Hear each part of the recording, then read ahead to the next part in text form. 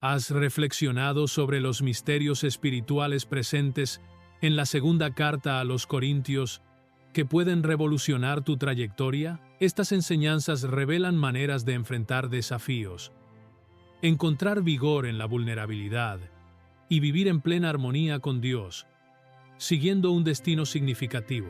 Este no es solo otro texto sagrado, es una invitación a una profunda transformación, estableciendo una conexión íntima con lo divino.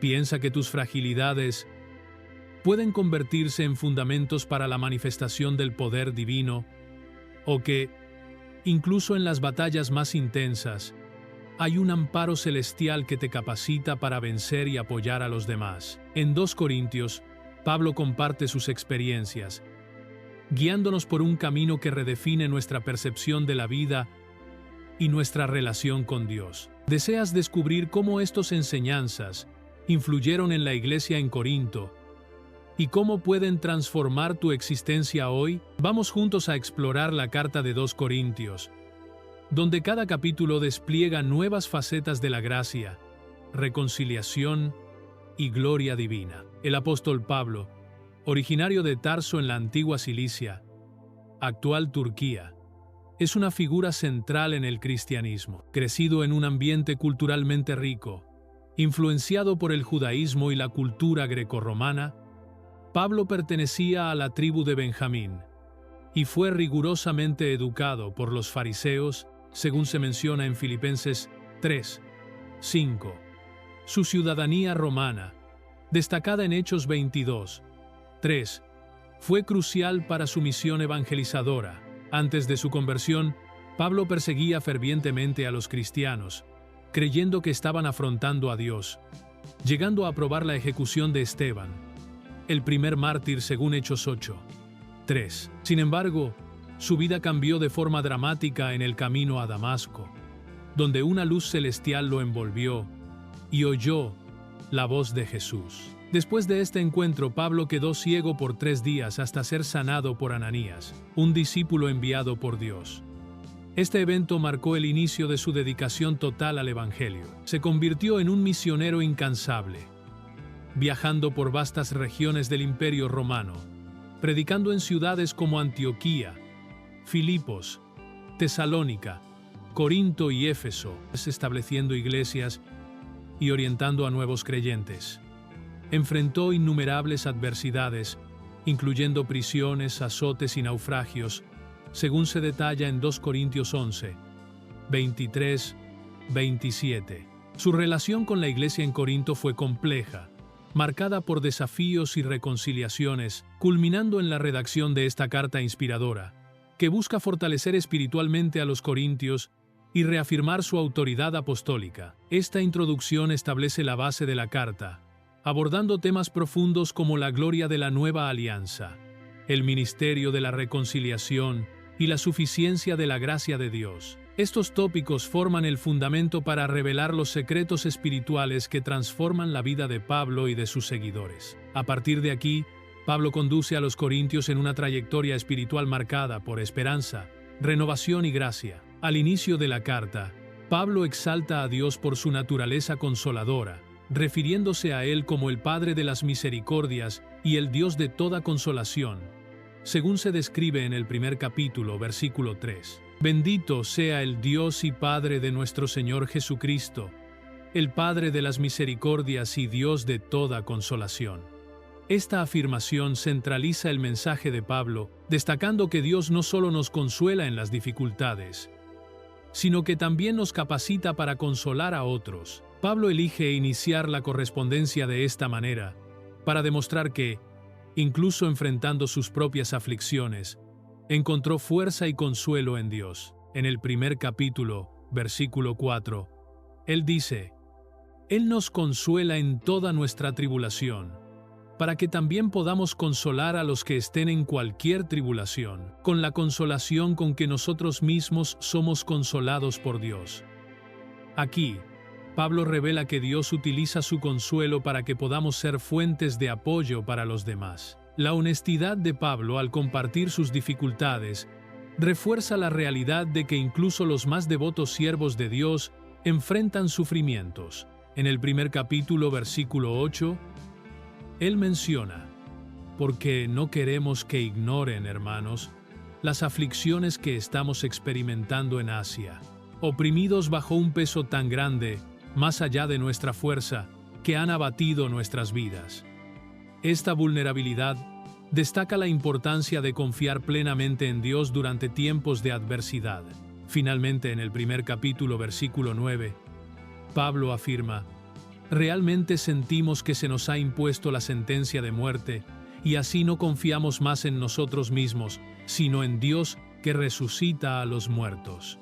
Él reconoce que las pruebas fortalecen su dependencia en Dios, reafirmando su confianza continua en la fidelidad divina para librarlo nuevamente. Este enfoque de Pablo no solo comparte sus propias luchas, sino que también ofrece un ejemplo de cómo los creyentes pueden encontrar esperanza y fuerza en Dios, incluso en las situaciones más desafiantes. La confianza de Pablo en la intervención divina, fundamentada en sus vivencias anteriores, sustenta su esperanza para el futuro. Él demuestra gratitud por las oraciones de los corintios, destacando la importancia de la intercesión como fuente de consuelo y fuerza espiritual. En el capítulo 1, Pablo refuerza su sinceridad con la iglesia en Corinto, aclarando que su ausencia temporal no fue por falta de afecto, sino para evitarles mayores aflicciones. Él afirma: llamo a Dios como mi testimonio, en verdad de mi alma,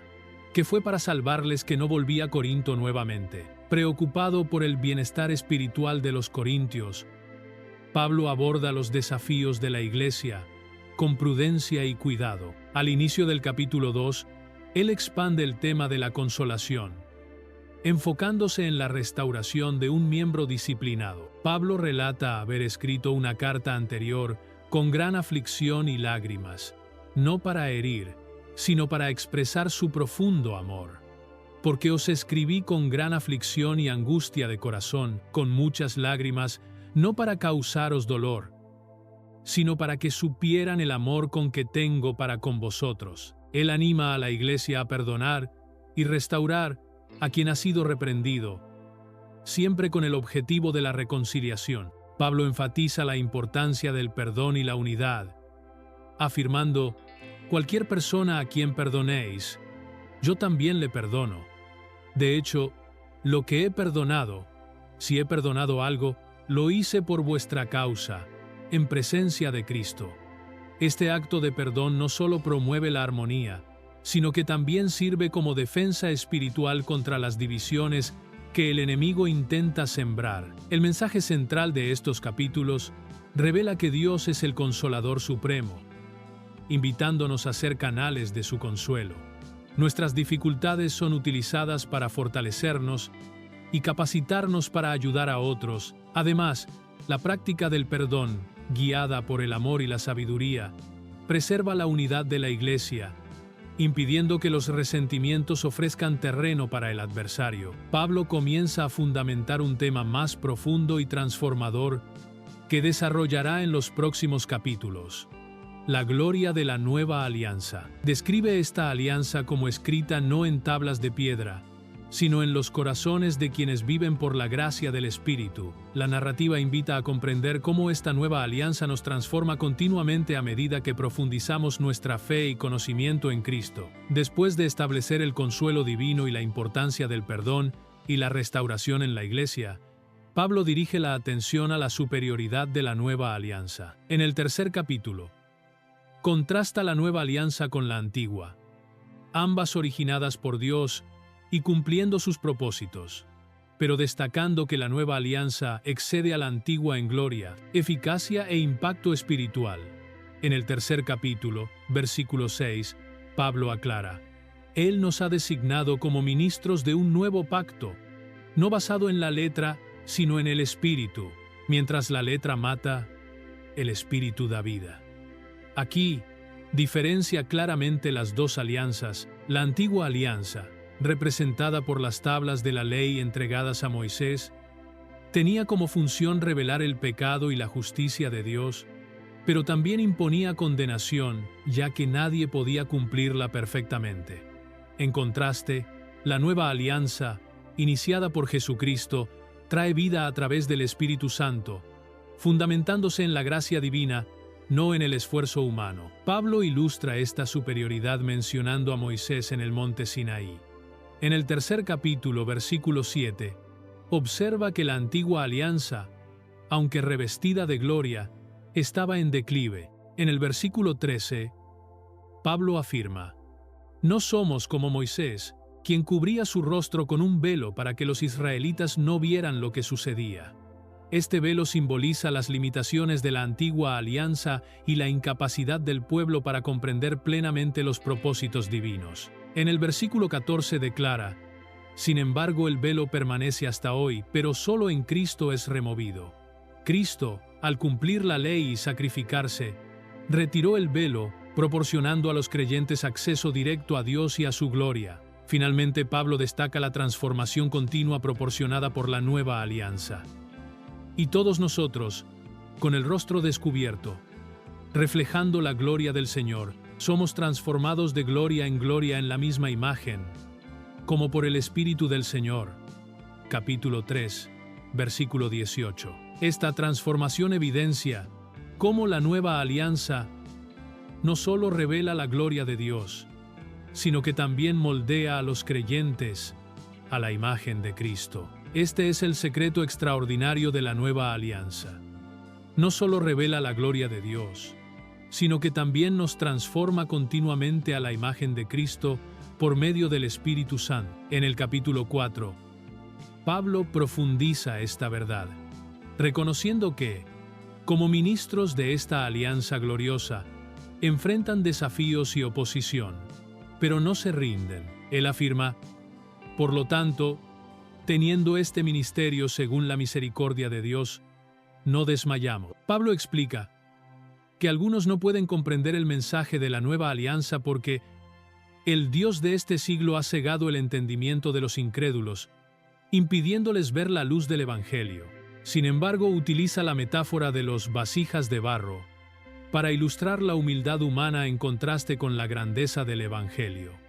Pero tenemos este tesoro en vasijas de barro para que la excelencia del poder sea de Dios y no de nosotros. Continúa describiendo las dificultades que enfrentan en el ministerio, pero enfatiza que tales tribulaciones manifiestan el poder de Dios en nuestra debilidad. Pablo declara: «Estamos atribulados en todo, pero no angustiados, perplejos, pero no desesperados, perseguidos, pero no desamparados, derribados, pero no destruidos». Esta honestidad refleja la realidad del ministerio cristiano, donde las luchas sirven para revelar la fuerza divina. Finalmente, Pablo ofrece una perspectiva eterna sobre el sufrimiento.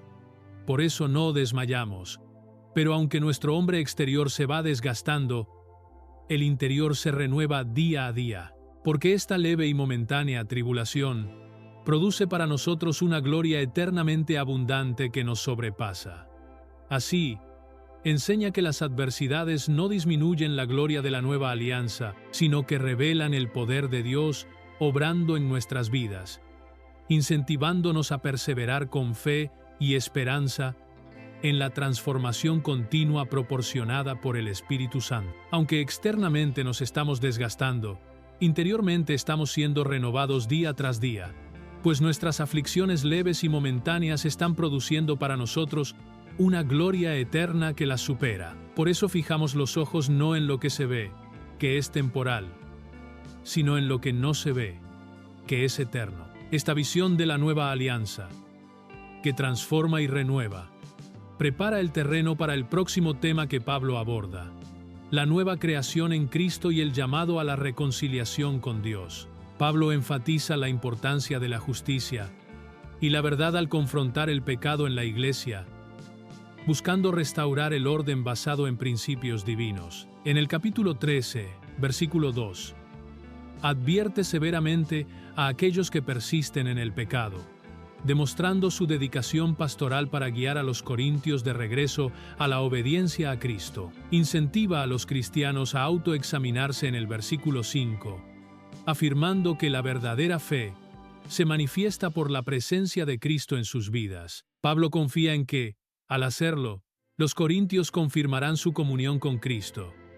Además, llama a la comunidad a actuar con santidad y unidad, evitando conflictos y viviendo en paz. Finalmente, Pablo bendice a todos con la gracia de Jesús, el amor de Dios y la comunión del Espíritu Santo, reforzando la esencia de la vida cristiana y la necesidad de una fe auténtica y transformadora. No os asociéis desigualmente con los incrédulos, aconseja Pablo en su carta a los Corintios. Él cuestiona, pues ¿qué tiene en común la justicia con la injusticia?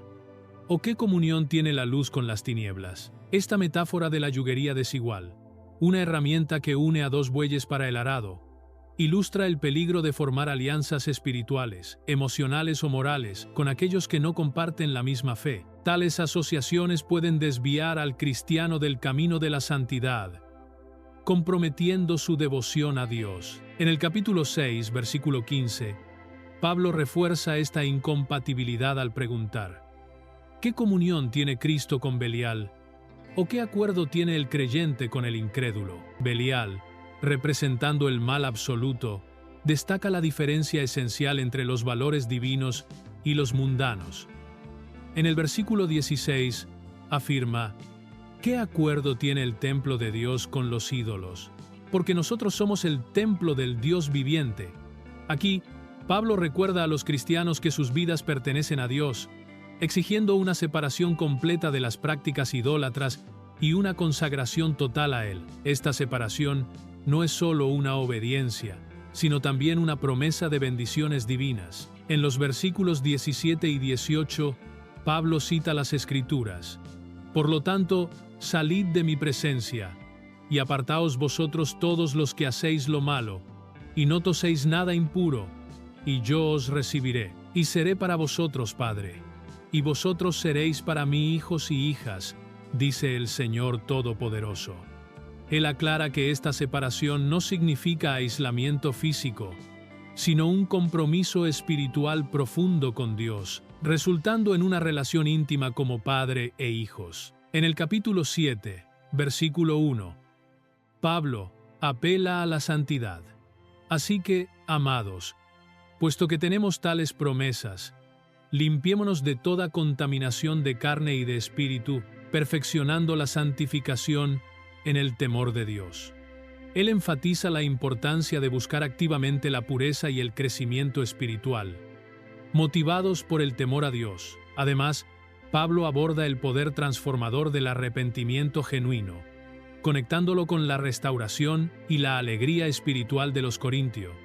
En el capítulo 8, versículo 3, Pablo revela un principio esencial sobre la generosidad al afirmar: doy testimonio de que, conforme a su capacidad, sí, y más allá de su capacidad, fueron disponiéndose liberalmente. Este versículo destaca que la verdadera generosidad no se mide por la cantidad donada, sino por la disposición y la intención del corazón.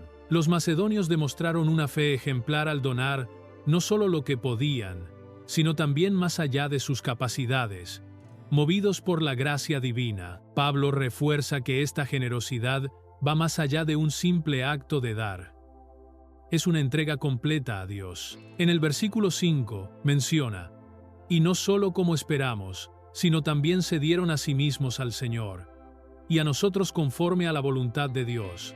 Antes de ofrecer sus recursos, los macedonios consagraron sus vidas a Dios, reconociendo que todo lo que poseían les pertenecía a Él. Inspirado por este ejemplo, Pablo anima a los corintios a participar en este gesto de generosidad. Enfatiza que la bondad de los corintios, manifestada en la fe, el conocimiento y el amor, también debe reflejarse en sus contribuciones financieras. Conforme al versículo 7, también deben bendecir conforme a su abundancia. Pablo aclara que la donación debe ser voluntaria y sin imposiciones, según el versículo 12. Porque, si hay primero voluntad, será aceptada, conforme a lo que uno tiene y no conforme a lo que no tiene. De esta manera, Dios valora la sinceridad y la alegría en la generosidad, independientemente de la cantidad. En el capítulo 9, Pablo continúa su llamado, destacando el poder transformador de la generosidad. Presenta el principio espiritual de que el que siembra escasamente, también segará escasamente, y el que siembra generosamente, generosamente también segará. Versículo 6. Además, refuerza que la donación debe hacerse con alegría. Conforme al versículo 7, a Dios le agrada al que da con alegría. Pablo destaca la generosidad como expresión de gratitud y alegría cristiana. En el capítulo 8, versículo 3, elogia a los macedonios por donar más allá de sus capacidades, motivados por la gracia de Dios. Pablo explica que la verdadera generosidad no se basa en la cantidad, sino en la disposición del corazón. En los versículos 5 y 7, enfatiza que donar es una entrega total a Dios, reflejando la bondad y el amor de los corintios. Me regocijo no porque estéis tristes, sino porque estáis tristes para con el único Salvador, para que seáis consolados. En el capítulo 9, Pablo establece el principio de que el que siembra escasamente, también segará escasamente, y el que siembra generosamente, generosamente también segará, reforzando que Dios incentiva las donaciones hechas con alegría.